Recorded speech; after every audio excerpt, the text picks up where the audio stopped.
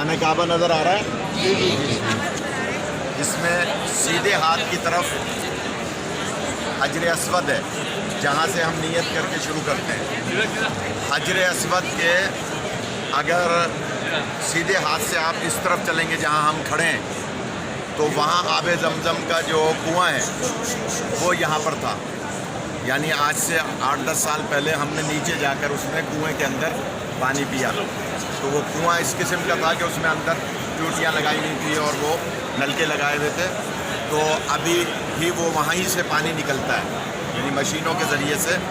تو یہ اس طرف تھا، وہ تقریباً یوں سمجھیے کہ 10 ہاتھ یا 10 گز اس طرف لے لیں آپ، مقام ابراہیم سے گویا کہہ لیں کہ اس کی سیدھ میں زمزم کا کنواں تھا۔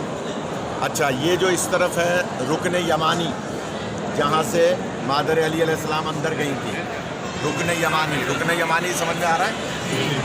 رکن یمانی سے اگر 7 ہاتھ اس طرف جہاں ہم کھڑے ہیں، 7 ہاتھ ایسے، بی بی ام ہانی کا مکان تھا، جو جناب مولا علی کی بہن تھی۔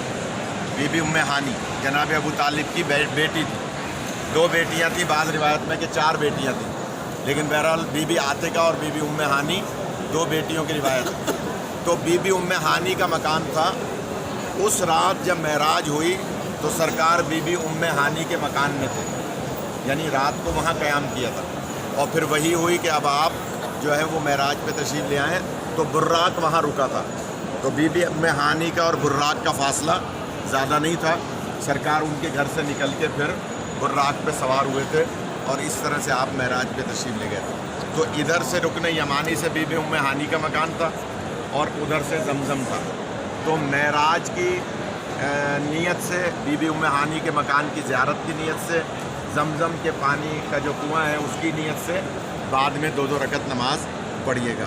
بسم اللہ، چلیے۔ ماشاء اللہ، سبحان اللہ، اللہم صلی علی محمد و آل محمد۔